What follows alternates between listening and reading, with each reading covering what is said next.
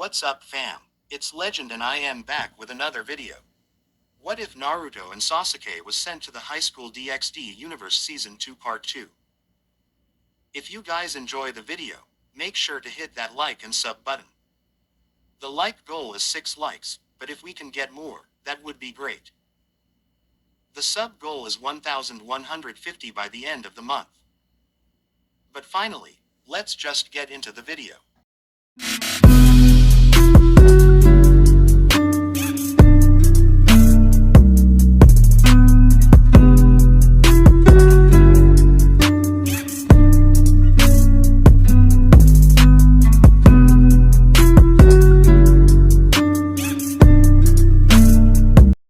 Sasuke lay flat on his back, one hand resting possessively on Kalawarner's bare ass.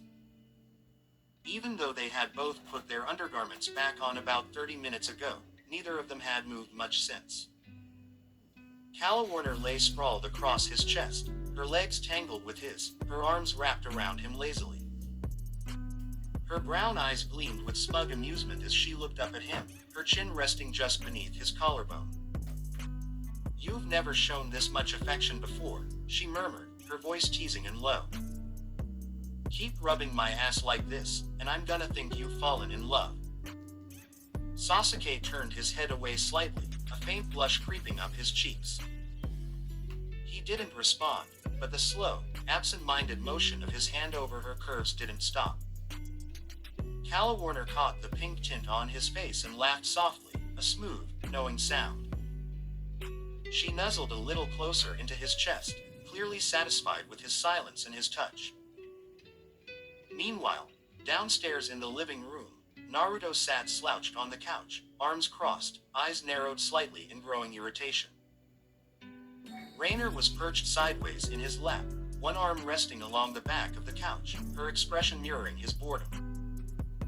"They're really taking their sweet time," Naruto muttered, eyes flicking up toward the ceiling. Raynare sighed and stood up from his lap. "Can we just leave without those two?" Naruto rose as well, brushing imaginary dust from his pants. "Yeah, let's go." Without another word, they stepped outside and launched into the air, gliding silently above the rooftops. Raynare pointed the way, giving Naruto occasional directions toward Kyoto. It wasn't long before they saw the sprawling ancient city in the distance, its energy signature humming softly beneath them. "We're close," Raynare said, narrowing her eyes.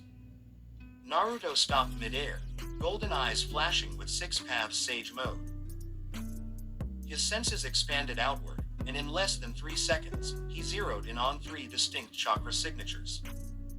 "She's actually really close. 2 others are with her," he said. He and Raynare descended quietly onto a vacant sidewalk. The moment Naruto dismissed his sage mode, he pointed ahead. "This way." They walked for a few short minutes before coming across a troubling sight. A woman with flowing blonde hair and 9 matching fox tails stood rigidly in place, her vibrant formal kimono struggling to contain her impressive figure. Across from her stood a beautiful black-haired woman, her expression twisted in grief and rage. 3 short Wolverine-like tails bristled behind her. She looked to be in her mid-30s and held a small girl hostage, one arm wrapped tightly around the child's chest, the other pressing a sharp blade to her throat. "You made my son take his own life," the black-haired woman spat, voice shaking. "You rejected his marriage proposal, and because of that, he killed himself. So why should I be the only one to suffer?" The blonde woman, Yasaka, by the looks of her, stood frozen, her eyes filled with panic as they flicked to her daughter. Naruto sighed and pinched the bridge of his nose. Then, in the blink of an eye, he moved. The next moment, he stood again beside Raynare, the little girl now seated safely on his shoulder, wide-eyed and blinking in confusion. "So, because your son killed himself, you want to kill this woman's daughter?" Naruto asked, his tone sharp but calm. "Do you hear how insane that sounds?" He looked to Yasaka. "Yasaka, I presume. Here's your daughter. Anything you want me to do with this woman?" Yasaka nodded with a grateful smile. Thank you, young man. I'll deal with her myself. She snapped her fingers, and within seconds, her personal guards emerged and swiftly restrained the black-haired woman. After Yasaka's personal guards detained the grieving woman who had attempted to take Kuno hostage, the tension in the courtyard finally began to fade. Yasaka turned to Naruto and Raynare, her expression calm but gracious. Please, come with me. Both of you, she said. Naruto gave a nod, and Raynare followed without a word. Kuno, still perched comfortably on Naruto's shoulders, beamed happily, clinging to him like a stuffed toy. Her small hands fidgeted in his spiky hair while her tails gently swayed behind her. The young fox girl didn't seem to want to let go, and from the way her little head leaned into Naruto's, it was clear she was enchanted by the warm, divine presence radiating off him. To her, his chakra felt like a towel fresh out of the dryer, soft, warm, and soothing. Yasaka felt the same pull. She kept her distance and held herself with practiced elegance, but deep down, she couldn't deny how good Naruto's energy felt. Every brush of his presence sent calming vibrations through her body, and though she hid it well, the sensation was hard to ignore. They entered the sanctuary through grand wooden doors, escorted quietly by 2 guards. The palace's interior was elegant and traditional, with polished wood floors and gold-lined shoji screens. Yasaka led the way through winding halls until they arrived in a private chamber adorned with ancient tapestries and a low table surrounded by floor cushions. Once they were seated, Naruto with Kuno still glued to his chest, Yasaka finally spoke. Thank you for helping save my daughter. I'm truly grateful. However, I must ask, why are you here? Someone as strong as you doesn't just stumble across someone with my status on a whim. Naruto was still trying to gently peel Kuno off of him with Raynare's help, but the girl refused to budge. With a resigned sigh, he gave up and let her rest against him, her breathing slow and even now as she drifted into sleep. You're right, Naruto said at last. I assume you're aware of the faction meeting coming up. Well, it's about me and my friend Sasuke. Long story short, we're kind of messing with the balance of the dimension just by existing here. Heaven noticed and sent one of their seraphim, Gabriel, to talk to us. This meeting will decide whether we get to stay here or if they throw us into the dimensional gap. Naruto glanced down at Raynare and gently took her hand, interlacing their fingers before lifting it to his lips and kissing her knuckles. Her cheeks flushed, and she gave him a soft, passionate smile. If I can't stay, then I can't be with the woman I love. And I won't accept that. Sasuke's the same, though he's got more than one girl. Doesn't show it much, but I can tell. So I'm here to win your vote for us to stay. And yeah, we also would reset that whole heaven power structure thing. Yasaka studied him carefully. She could tell his words were sincere, his intentions honest. The sight of her daughter curled up peacefully in his arms only strengthened her trust in him, even if a part of her heart stirred unexpectedly at the thought. But Yasaka was too experienced and composed to allow such feelings to surface. Naruto was already claimed, and clearly in love. Still, she was a leader, and leaders never made deals without getting something in return. Naruto, was it? I take it you and your friend are in good standing with the fallen angel faction. Naruto nodded. Yeah, me and Azazel are actually good friends. He pays the rent on my house. As for Sasuke, his status was elevated to that of a devil Mao. Searsex himself granted him that title. Yasaka gave a slow nod, hiding her intrigue. I see. Well, you have my vote. But I want something in return. Naruto tilted his head. Name it. There's been a string of stray devils attacking and killing my people at our borders. I want you to handle it, and I want us to remain friends. Naruto smiled and extended his fist. Done. Yasaka looked at the gesture with slight confusion, then gently bumped her fist against his. The moment their skin met, a current of divine power surged through her. It wasn't aggressive, but it was deep, powerful, and warm. The sensation hit her harder than expected, and a soft blush crept onto her cheeks. Her knees weakened slightly under her kimono, and she had to force herself not to shudder. Raynare, sharp-eyed and observant, didn't miss a thing. Her expression darkened the moment she noticed Yasaka's reaction. Without a word, she gripped Naruto's arm and pulled him down one of the hallways. He blinked, confused, but followed. She shoved him against a wall and glared at him, eyes burning with jealousy. Why? What the hell are you doing? Naruto blinked. What do you mean? Raynare threw her hands up. Don't play dumb. You know exactly what you're doing. You're up here flirting with a damn MILF in a kimono. I see the way she looks at you. Before Naruto could respond, a nearby palace guard, a raccoon yokai, sneered just loud enough for them to hear. I can't believe that fallen whore actually thinks the man Lady Yasaka likes is hers. If Yasaka wants a man, a whore like her won't get in the way. Raynare's fists clenched, her nails digging into her palms. But before she could move, Naruto vanished. In the blink of an eye, he was in front of the guard, slamming him against the wall by his throat. His eyes were blood red, slitted with fury. You will not talk about my woman like that ever again. Me and Yasaka are friends. That woman you just called a fallen whore. She's the love of my life, and I would do anything for her, including end a life. Now go, apologize to her. He released the guard, who collapsed to his knees and scrambled toward Raynare, bowing so low his forehead touched the ground. Please forgive me, miss. I've made a terrible mistake. I beg your forgiveness for calling you such a vile name. Please, forgive me. Raynare looked down at him, expression unreadable. The way Naruto had just defended her, so ferociously, so definitively, had set something off inside her. Her breathing grew heavier. She was sure her panties were damp.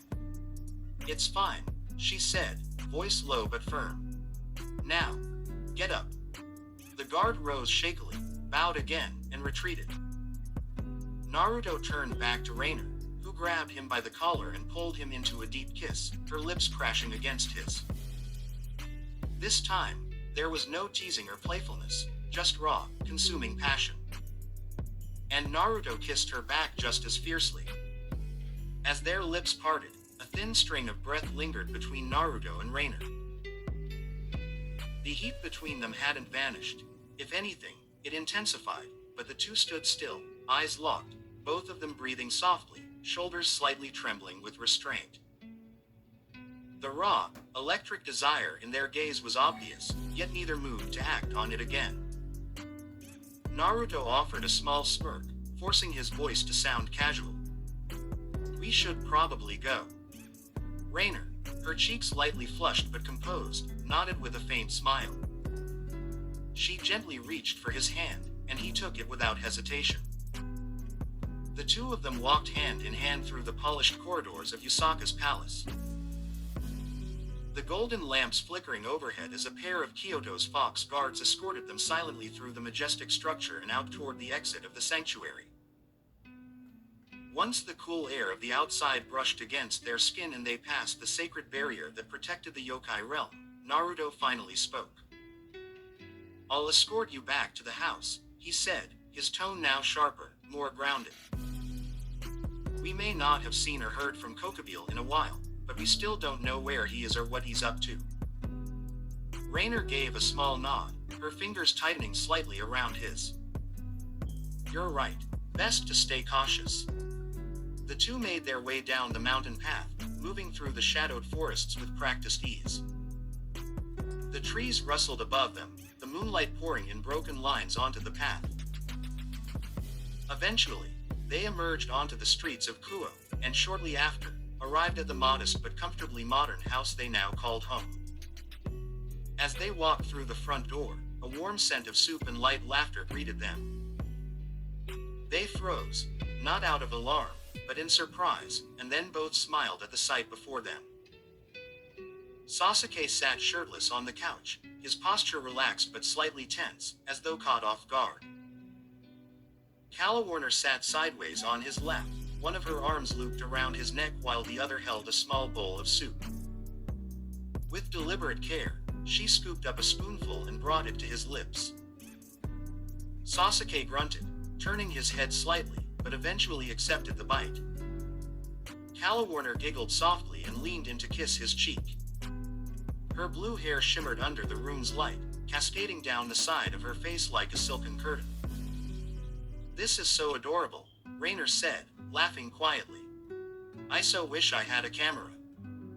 Sasuke scowled and gave a pointed look at Naruto, who merely raised a brow, clearly amused.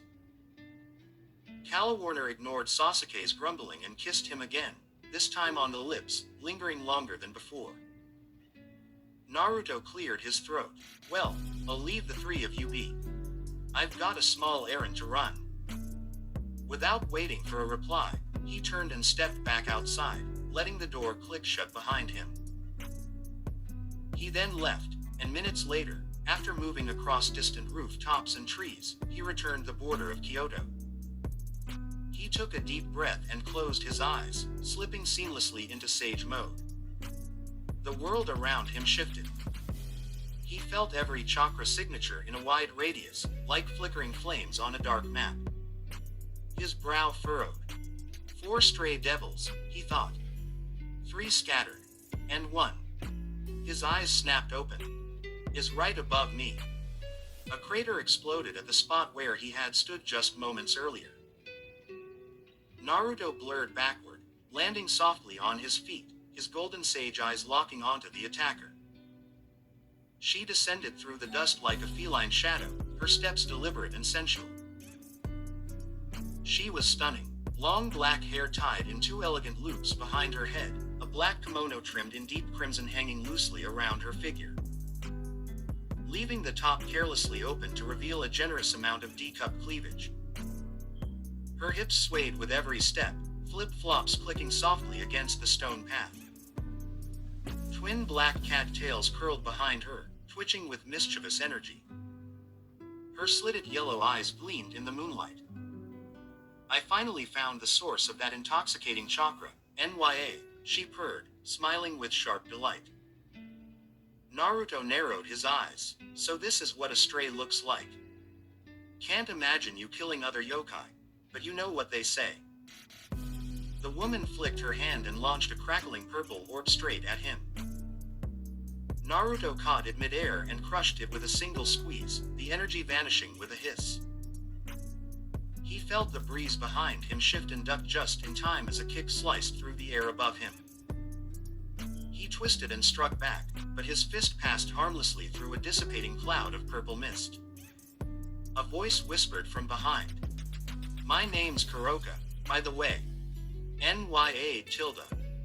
Naruto didn't know why, but the feeling of this woman. She felt familiar, like he'd met her briefly, but Naruto has never met this woman.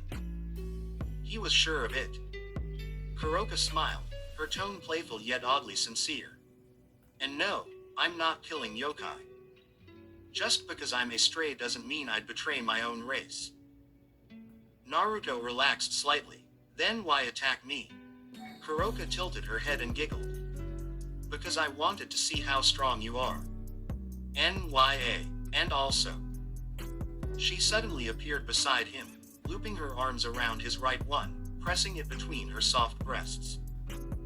"We should have babies." Naruto blinked, brain short-circuiting. "... what?"